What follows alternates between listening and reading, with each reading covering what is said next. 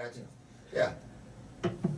Smead, what is it that Memphis gave to you? We know what you've given to the world of music, but what is it about this city that really put not music in your heart, but out your mouth and into your fingers? Okay. Well, I liked, you know, when I bought my first guitar on Beale Street, well, my mother bought it for $50.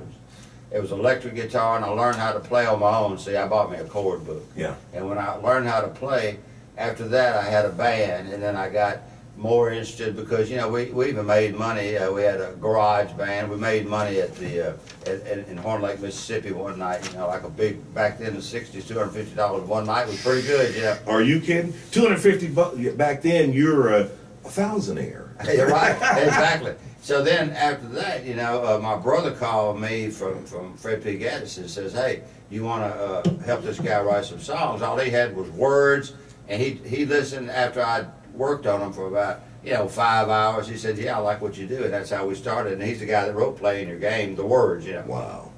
See, that's the beautiful thing about it. Memphis creates musical collaborations. Right. You know. And he was African American too, so it wasn't no big thing between us. We were like just good friends, you know. Well, you got another good friend, Antonio Benson. Oh, yeah. Was the one that told me. I said, "Well, no, he'll know me as Pete," and I'm going, "Well, I don't know."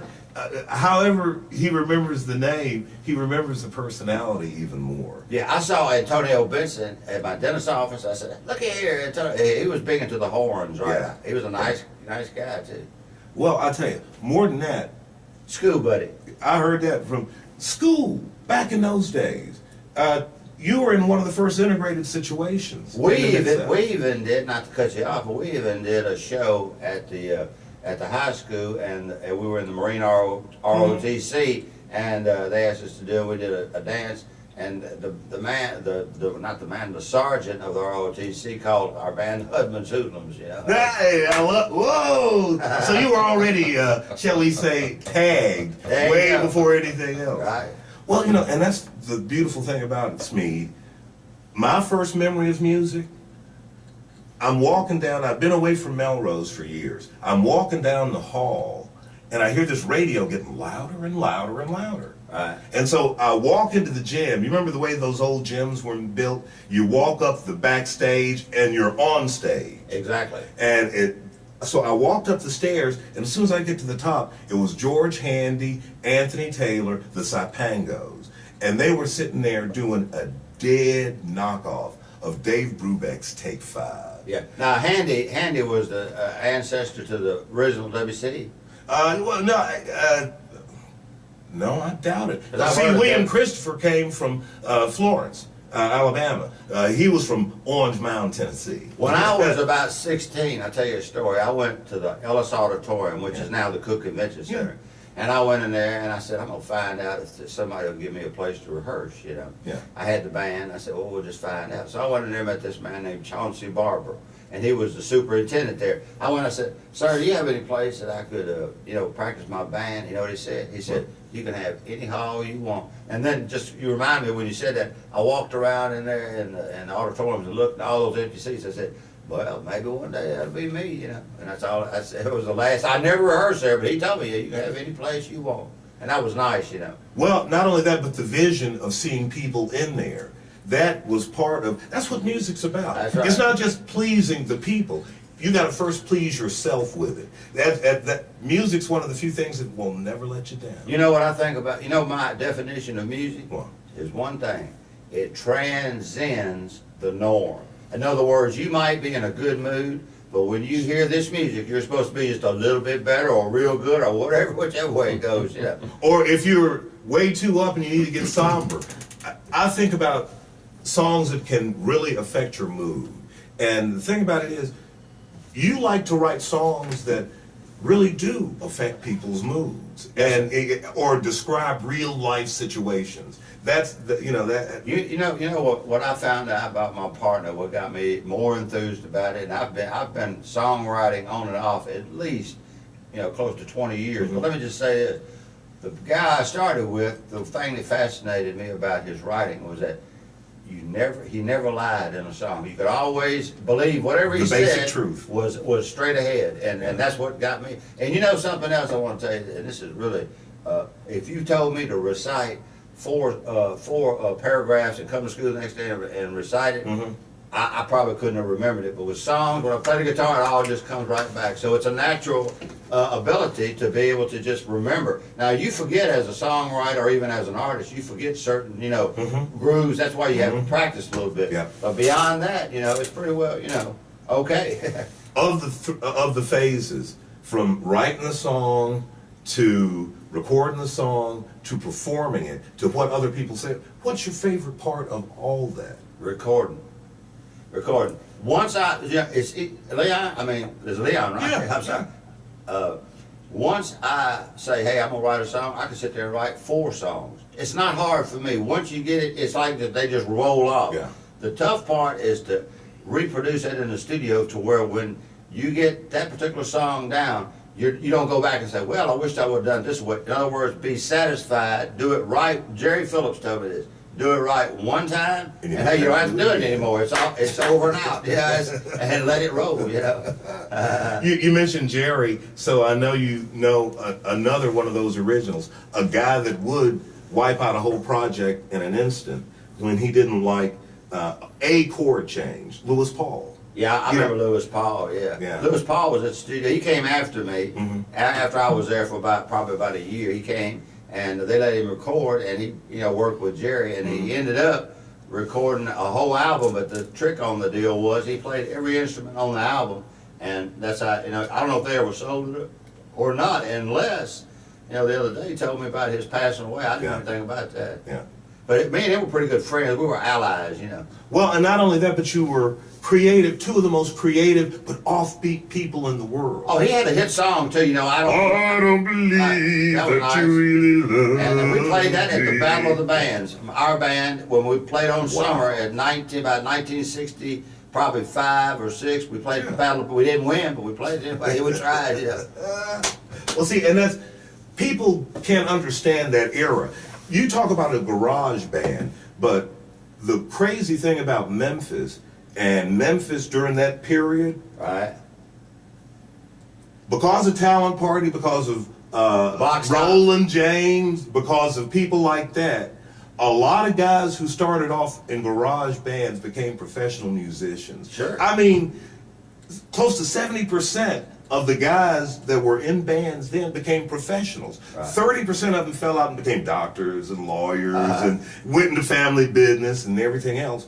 But that's the lure of Memphis. It's not just the creation of music, it's blending who you are with everybody else. I think Bob Dylan hit it right on the nail of the head. He said, every one of us, no matter if you're the Who or the Beatles or Elvis or anybody, all these people stem from the other.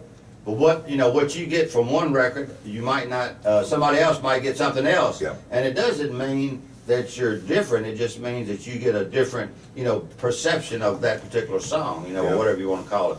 But I've had a lot of fun in the music business, and nobody, I'm gonna tell you this, and this is honest truth, nobody in the business, and I've met quite a few people, has ever red flagged me and said, well, man, you need to stop it and do something else. And they've all said, well, keep on trying, and that's really what kept me going, partially, so, Well, but part of it was also your makeup. Because you know what? As my grandmother said, what's in the blood can't be washed out through the skin. So, what you got to do is take me back to your earliest infancy. Tell me about your mama. My mother is from Cuba originally, and my dad met her here. She came to the United States, and he met her. And then she was on a visa. And when she was, her visa had run out, he said, Elvira, my dad's name was Smead also. He says, Elvira, if you, he was Smead Jr., he says, Elvira, if you come back, I'll marry you and you can live here. So she came back to the United States and married him, and they had my brother and myself. But what's really weird? I want to put this in there on this. I think we should be in the Guinness Book of World Records. My brother and I were both born on Friday the 13th. Both of us. Whoa! That's different, huh? I'm going to tell you something. You know what that is indicative of? It's the fact that exceptionalism shows itself early and only proves itself later on. My brother's successful. He's been in the liquor business for over probably 40 years. Now he has a son that has 3 restaurants in Memphis. Everybody knows about it. what is it called, Andrew and Michael's Oh, Italian yeah, Kitchen. yeah. And then his other son is in pharmaceutical, which I hate to tell you, I read an article one time in a Billboard magazine or somewhere. It said, the pharmaceuticals is a big business in the United States. The second one is the sports, and number 3 is the music business. Right. You know, and they're all $billion businesses, you know. And you know, that's my problem with it, because only the top 2.5% to 3% are getting paid, Hey, while hey, the rest of you guys We got are the pay. providing everything. Yeah. You're creating the product. Yeah. That's you know crazy. how to cap that real quick? No. I'll tell you. No, what I mean by cap it is to sum it up. The music business, in my opinion, is a monopoly. And it's the hardest business to understand. A monopoly is already established. In other words, there's thousands of radio stations around the country. When you come out with that record, they put it out and everybody hears it. But technically, the record companies have it so designed that they get the biggest percentage, unless you're like me and Les. What we did was we produced it, executive produced it, wrote it. I'm the artist, and so what you got is we own the product. There's nobody that can take what we've done and change it up and say, well, you know, we did this, because all they're doing is like the vehicle to the public. So, but the record industry really, in a sense to me, is like a monopoly. I mean, once one hits, then later on something else, and then, you know, take it from there. It won't stop, because they say, I heard this one time, they say, no matter how desperate times become, there'll always be music going on, you know. Better And that's believe good, you know. It does change. Here's a record we made, if I can interject, Sure. that I found on eBay. Yeah, this was called Smead Records, and it has the name Smead with dots on the top of it. Yes. And it was made back in 1976 by Louis B. Chioza was the attorney, and we incorporated. Brand new crew. And we had actually five Shut up. masters. Mhm. I took it to ABC Records in Los Angeles. I also went to New York to see Judy Phillips, and went to Phonogram Records, but we never got a major deal with it, you know. So we were pretty much sitting on, well, this is just another tape, you know. I have probably, Leon, really in truth, about 35 to 40 masters in different studios, including this one here, you know, that, you know, could make money. But it's not just the money. You have to. The It's music creative business, satisfaction. No, let me just say this: the music business is timing. You can be at, like when I went to Hollywood and got my deal, I was at the right place Right. with a single, right record. They liked it, and then I went back and lived up there for a year, expenses paid, and really I didn't lose nothing. They didn't lose nothing. Everybody messed up a little bit. That's why the record didn't make it. Yeah. So in other words, the next time I get into a music deal, I want to know what I'm going to do, even prior, you know, as far as business, you know. Yeah. You have to know that, you know. This You is don't walk absolutely- into a blind deal and be successful, because I've heard of groups, somebody's told me, that have had million selling albums, and they Broke. end up owing the record company Of course money. they do. You know, that's not cool either. Well, all I gotta say is it's Bernie Madoff bookkeeping. But I was capable of being released when Elton John came out with Your Song. I had masters sitting there ready to go. And Stax could have bought it, but for some reason they didn't. You want me to play you one? Yeah, please do. All right, let me play you this song. This is for Mr. Leon Griffith. I say ABC. Are you ABC TV, or used to be? Well, I've been a lot of things in my life. All right, well, I'm going to play this. General manager, janitor is what I do now. But you were at ABC TV at one time? Actually, it was ABC. Channel 13, It was affiliate. Channel 13, and then it went to Fox. Okay, Yeah. I'm going to play. This is called Midnight Lady. I hope you like it.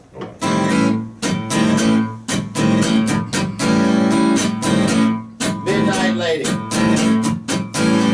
I found me a girl. She looked into my world. She said, "Can you wear this hat?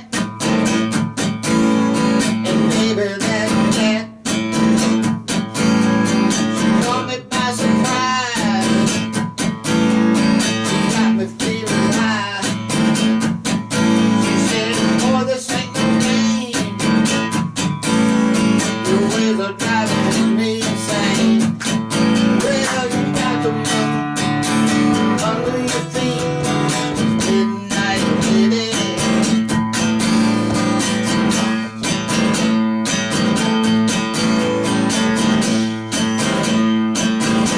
Well, after that night, when she held me just right, I knew that I could turn it on like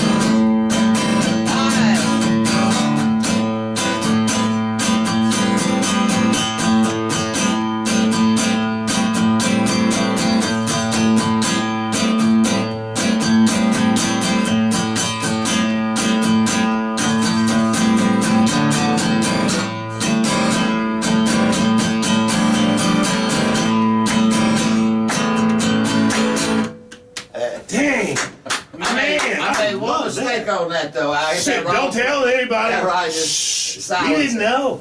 We didn't fucking know. Yeah, I hit one little weird chord, but that's not on time, you know. Well, I haven't practiced in 5 months. Ask Les. I ain't had no guitar. 4 months, 3 It's months. been a while. hadn't even had a guitar. All right. And you're doing this without, this is muscle memory reflex. Muscle memory. You want to hear? I want to play you this, just for tape version or Yeah. whatever, however you say it. I want to play you the very first song I ever wrote I need with to my hear it. partner. This is the one. Now I'm telling you, the actual first song I ever wrote. It just rolled off. See if you like it. Okay. It's kind of a pop record. It's called Young Life. That's the name of it.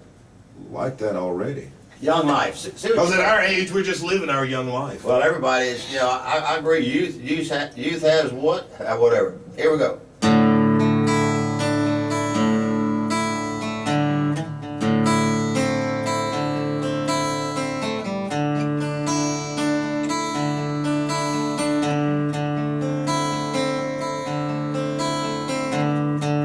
What can I say that hadn't been said?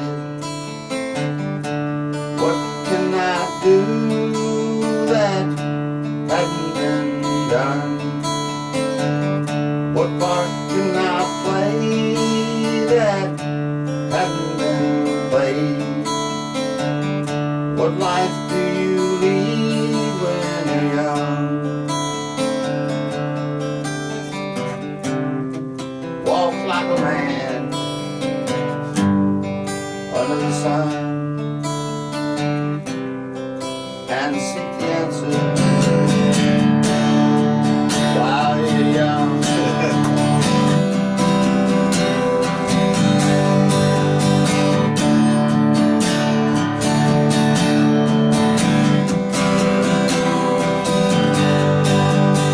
I cannot sing, but how old I must be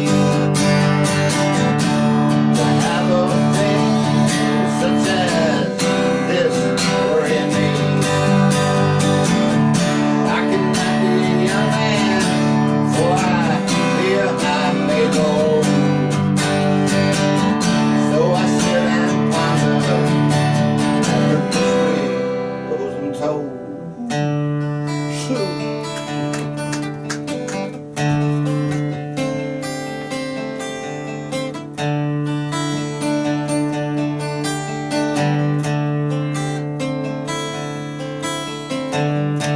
What can I say that hadn't been said? What can I do that hadn't been done? What part can I play that hadn't been played? What life do you lead when you're young? Walk like a man under the sun and seek the answer while you're young. While you're young.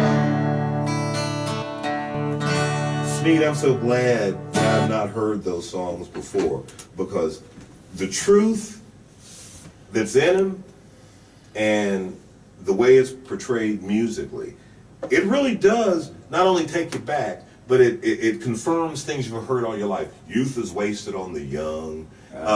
You want to look back and talk to your younger self in the way you're talking to your audience. Right. Yeah. That's who you're speaking One to. to one. This guy right here is the biggest asset. My partner, who Yeah. we wrote Playing the Game together, he Yeah. said, Les knows what you mean, this way and Yeah. all that stuff. Oh, yeah. Plus music. The rhythm. He plays a little bit of piano. He's So not- Austin wrote the lyrics to that. oh yeah, that was the very first song that I ever wrote. was Austin Johnson, let's get that. Austin Johnson. Yeah, he's deceased. Yeah, he your died friend P. Gaddis? from lung complications, but he was, me and him, man, I go over there and he was laid back, bare feet. We sit and talk for 3 hours and talk, and he knew that Mr. Phillips and Jerry and all the people down there at the studio liked me and showed an interest. Yeah. That's what he kept. See, Austin treated the song like his children. He said, I'm not gonna give all my songs away, we'll take it step by step. And when the money didn't come at the studio like it really should have, we lost interest. And after a year and a half, I left the con, I got Seymour Rosenberg, which is a music attorney, to get me out of the contract. And I ended up about 2 years later in Hollywood selling the same thing I was making in Phillips, music, Right. Well, but let me play you the first song that we ever did in the studio. Okay. This song is called A Country With No Walls. I'll try to do it just like it was done. Okay. Okay, here we go.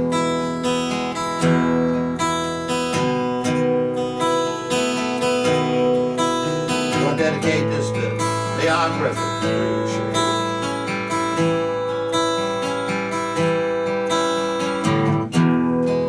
I want to live in a country with no walls.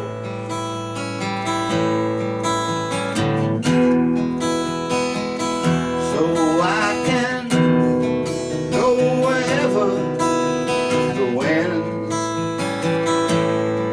may call.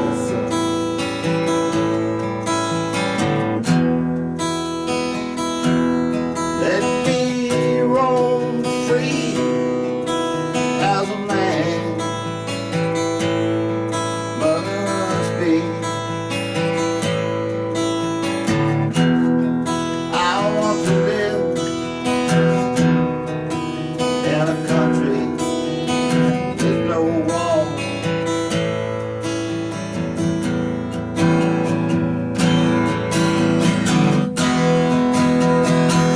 I live in a country with no walls.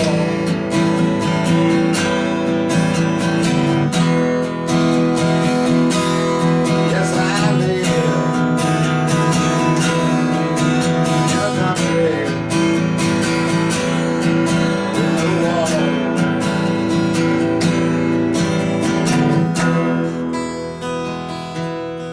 I'm free where freedom is only king.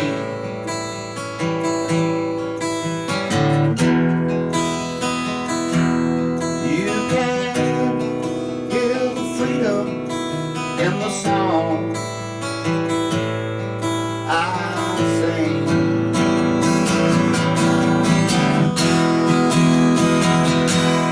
Yes, I live in a country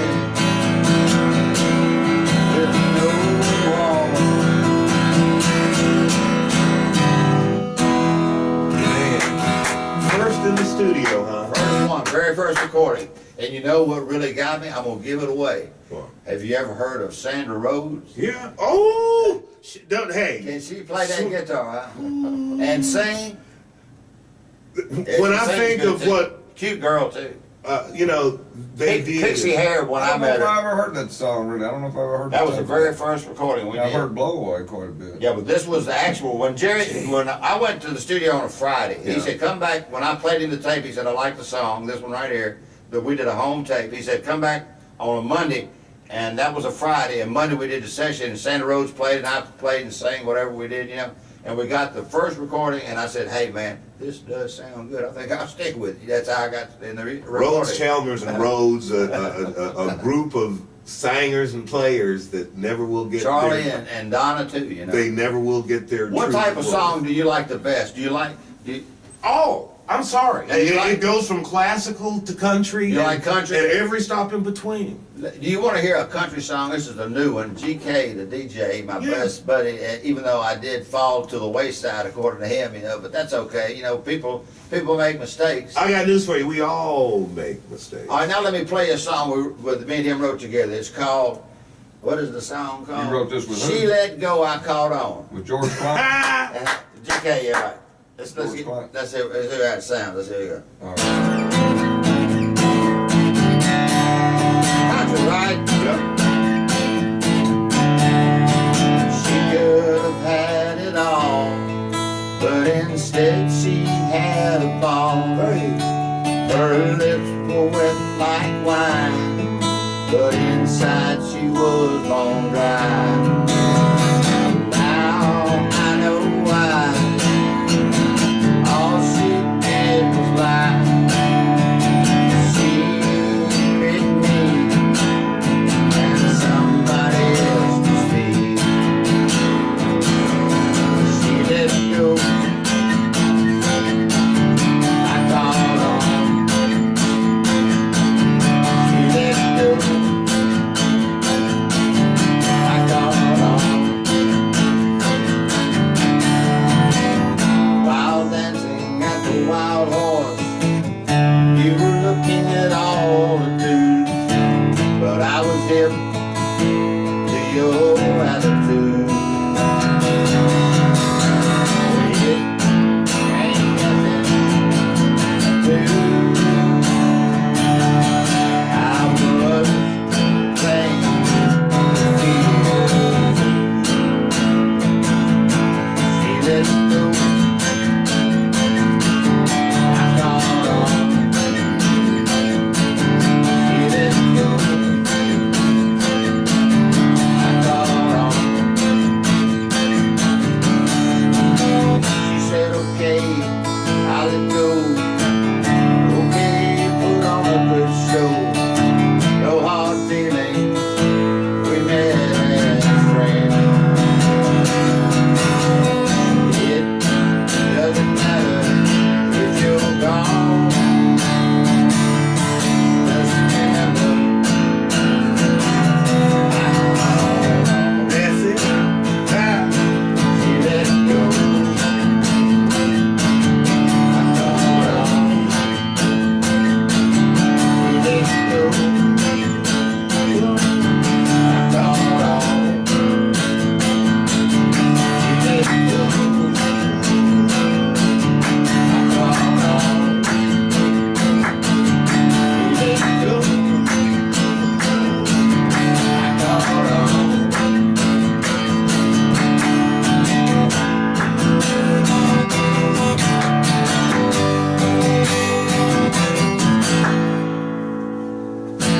I ain't gonna let you do this again next time. I gotta bring my harps. He plays harps. Fill me in on I'm what a sorry. harp- This. A harp is, the Oh, the yeah. harmonica, huh? Woo. Right on, big buddy. Saxophone. You know, when I was about 19, right about the first 6 months of being in the recording with Jerry, Yeah. I got invited with Jerry Phillips and his group down there to a BMI party at Mm-hmm. the Rivermont. And me and Stevie Wonder had our picture taken together. Me There and you Stevie- go. Oh, he's a cool cat too, wasn't he? Has Steve ever seen it? You know what I didn't know Yeah. about Stevie was this, that they say his eyes were damaged in a wreck, he wasn't from birth like that. No. Is that Yeah. correct? Huh? I don't even know for sure. I'm gonna have to. Somebody told me that. My mother, just to brag on my mother, Yeah. everybody loved my mother, but they were always jealous of her too. But my mother had a friend that was a brain surgeon, one of the best from Cuba. See, there's a lot of Mhm. smart people come from Cuba, and he was known for brain. His name was Picasso. And he had two daughters But he was that a were me and your Picasso, age, right? Mhm. black hair, dark hair daughters. Mhm. They moved probably, no telling where they are now, but he was a famous brain surgeon, you know. Man. I believe in medicine. I'm convinced that when I got sick and I came back to reality by taking the medicine and trying to cooperate with everybody along the way, Mm-hmm. medicine works, but you have to listen to the doctors. You know, you don't do it on your own. No. You have to be. I've tried self-medicating. That shit don't work. I take my word. But in for it. all my, goings on, as far as my financial world, I've had 10 jobs. I've worked driving trucks for the press seminary in the commercial field. I used to build boats too, aeroglass boats, that were, about Yeah. 20 feet long on an assembly line, down here next to Firestone, down on Danny Thomas. So I've had a lot of experience. I was a chauffeur in a limousine for the airport. I worked there Damn. for about, on and off, probably about close to a year and a half. Well, you rubbed shoulders with some. I took those airline stewardesses and the pilots Thank to you. the hotel. Come on. Yeah, they Come were- with me. Everybody was in, cool. It was really Malco cool. Theater, Orphan. Oh yeah, I worked at the Malco when it was MA, and Malco, Yeah, by the MA way, Lightman. means MA Lightman Company. Yeah. That's what Malco means. Right. But the Lightmans were super people, and I've worked 80-hour weeks at it, and glad to get it, for $1 an hour. About Well, put it this way. No, but there were the fringe benefits. not only with the movies, but all the pretty girls Oh, who came yeah. there. Hey, I'm telling you, and you learn how to act around those people, you know, not just be off the wall. But that's what you did. You also were studying people and situations. Right, yes, sir. And let me tell you this. Mr. Grooms, who was the manager of the theater when I worked there, he was the manager of the Warner when Elvis worked there. Wow. He was the same manager that managed Presley when he worked at the Warner. That's what people need to understand, that there were so many supporters of the arts that not only helped individual artists, but help every bit of the scene in every way they could. Yeah. You know, Oh, yeah. they would throw open their theaters for stuff to go on with the movies before, fundraisers before anybody knew what a fundraiser was. They were doing that as part of you coming to their theater. I think my biggest excitement in the music business, I would have to admit, barring the fact that recording is a lot of fun, is when I heard my Barry White song. On the radio. It came from, well, not so much even that, but when it came from the demo that I put on, just a cassette tape to a master with violins and all this stuff, and then also Barry White, and then it hit the charts. It went to number 8, and over the years in the United States, as far as airplay, it got 100,000, which is pretty good. 100,000 spins in just the United States.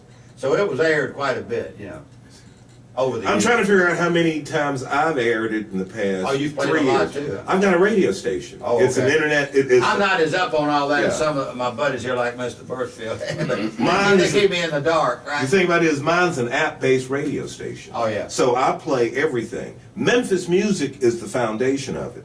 But I also play the artists that were influenced by Memphis music. Oh, and yeah. the obvious influences, the horns. I'm sorry, anybody that's got a serious-ass horn line, it came from where? Oh, yeah. From, Andrew and Wayne Yeah. and company. Oh, yeah. And still exists to this day, Scott Bomar. I mean, as you look at the progression of every musical form, see, that's the only reason I started this station, to honor the music and the musicians, not the ones that are dead and gone. Can't do shit for them except buy their material, which helps their estate. Right. But for the ones that are coming up, for the ones that are just learning it, give them a place to play. That's why 831, as unstructured as it is right now, is solving a really big problem in the city. People able to walk in and access to the best equipment in the world, and professionals who care. And that's the one thing that you pass down as a Memphis musician. It ain't about you. I took it's it about to the people street, and huh? music. That's it. Hey, let me just play you a song here. Please. I want to play you a song. I want to tell you the story before I play it, and then can we cut it short in just a little while? Are you getting tired or not? Dude, I want to tell you what this story. This song is called "Baby, I Got You on My Mind." Mm-hmm. After I wrote for Barry, I was at the studio, Jerry Phillips. I wasn't under contract at this time. He said, "Do you have any new songs, Smead?" I said, "Yeah, I got one or two, So I played him this song. He recorded this song and put the Rhythm Aces played on it. Yeah. The Memphis Horns played on it. And also, what was the other one? I was a songwriter for Barry White at the time. Yeah. And then the Rhodes Sisters and Charlie. push the topper up. Listen to this, sang it. Now here's what happened. So just the other day, I got the message from the studio, Sam Phillips Studio, that they're going to give me back all my music because for some reason they're doing like a turn in the business. They're trying to get all the old masters out. So me and Les have talked, and they've already issued me the paper. They gave me the paper with the actual contract on it. But what I'm saying is this: I want to play this song, and I think it's a good song, and I want you to tell me honestly after I finish what's your real opinion I of it. believe it. It's called "Baby, I Got You on My Mind." You ready? Go. Here's another one from Leon Griffin. Thank you.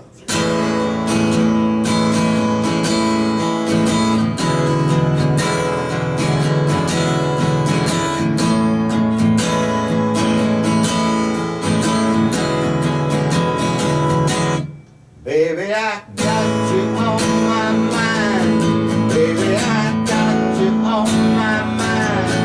Baby, I got you on my mind. Well, there's no boundary line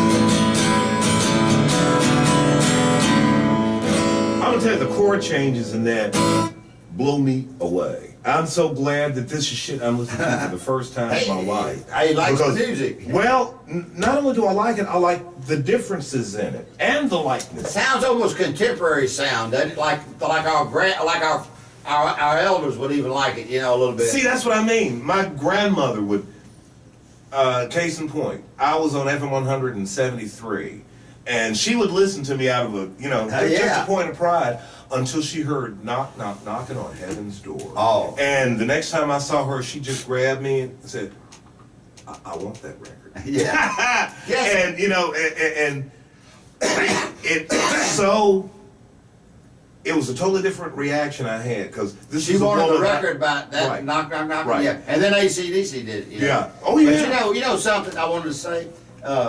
When I was in Hollywood, guess I want to tell you just a couple of the guys I met out there. Arlo Guthrie, Shit. Johnny Bristol with "Hang On In There, Baby," You better believe it. and the Hang on in there, baby. Holland brothers. Yeah. Were we all talked and said had fun talk. The Holland brothers published 13 songs of mine that I wrote with another guy that was out in Detroit called Clarence Coulter. Yeah. And we wrote 13 songs together that he published them in his company called Gold Forever. And just, you know, for fun to say, you know. But Edward was a cool guy. He smoked that pipe, you know. He thought Edward Holland's about the biggest songwriting gets, you know. Holland does. And Everybody remembers. He was only in Beverly Hills. You know, let's get real, yeah. But yeah, out there I did record with Motown. Ray Singleton, she was the publisher of Joe Bett Music. She liked me. She said, I like these 3 songs, so she took me in there. But the only thing that happened, and I'm not going to lie, is that she overpaid me, and I kind of went a little bit on the top side. I kind of played on the top. Yeah. She overpaid me just a barely a little bit amount of money. It wasn't even a $100 bill, but it was all that business, Mr. Griffin or Leon, if you don't mind. Yeah, no, please. You have to have it correct, or you'll foul ball. You Yeah. know? You don't want any foul balls no more because people know it. You know. Well, but even more than that, you know it. Here's my you know it, and a lot of it. But let me just say this: the business of the music business, people are not gullible, but they are vulnerable. Yeah. Everybody's vulnerable. Right. If you hear that song, you're like, hey, who is this, and all this kind of stuff. So you know, I hope you like what you heard. I do it as not only as you know, for fun, but it's a business to me. You got to treat it, you know, with a little respect. You know, as far as the music, like Les, me and him. I will listen to this only for one reason: that we plan to do this again many times. But give me a chance to get my harps, and we'll just sit around and just have a little more fun. Yeah. Because this is, I love playing the shit that I'm just hearing. What that does for me is it kicks my innovation in. Even though I may not be adding anything but a dissonant tone or counterpoint or something. I think you're sincere. That means a lot. Let me play you one song that's a little bit nostalgic. This song is different. Not too many people have heard this, maybe including our buddy over here, but he knows me pretty well. This is a song, it's called Right Now. Tell me if you like this. A little nostalgic. Lay back here.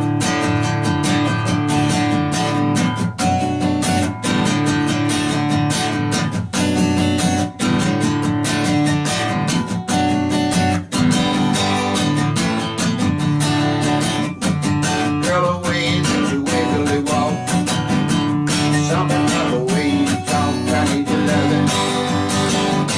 I need it right now. Girl, the thing you do, shake me up, do and do. I need your loving. I need it right now. Yeah, right now. Girl, the way you stare, it really takes me there. I need your loving. I need it right now. Right now. Right now. Right now.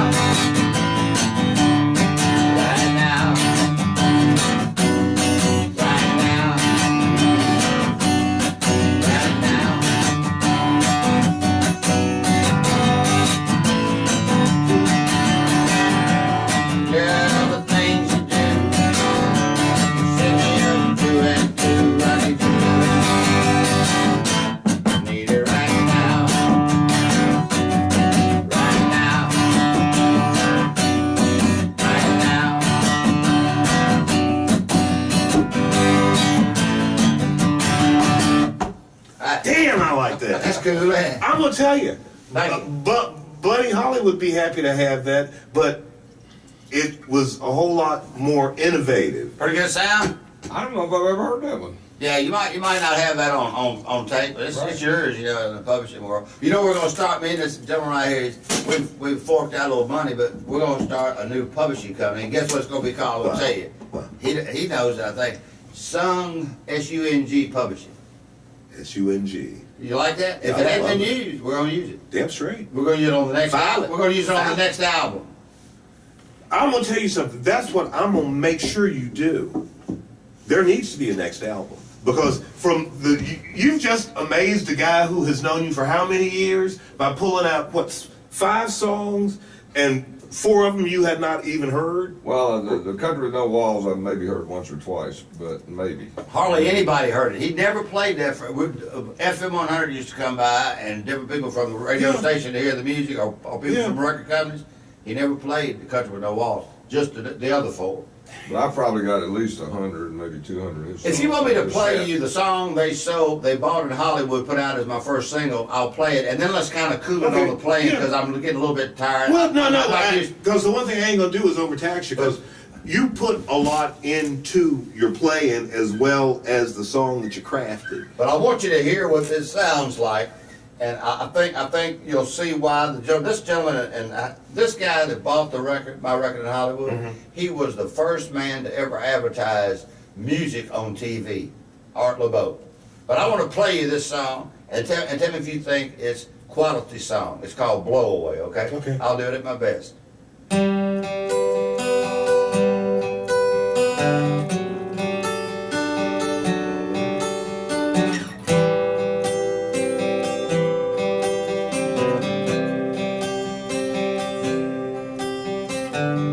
What makes you think I do not know? I do not know you love me so. Yes, you treated me oh so kind, but my mind said I must go. So, my dear, do not cry. Don't let a tear be in your eyes. Just let me go away like the wind, and you will fall in love again.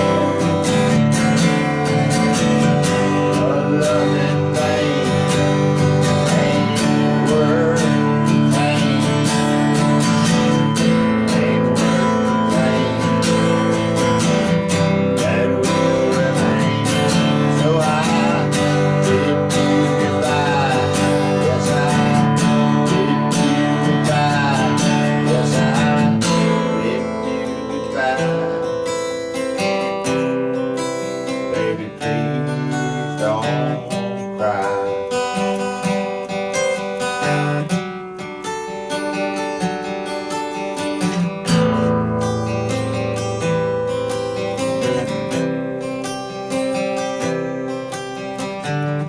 My love for you is oh so wrong. Can't stand to keep you hanging on. So just let me go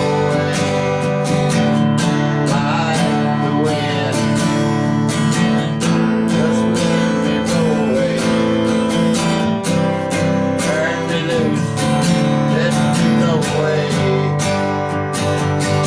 like the wind. Turn me loose.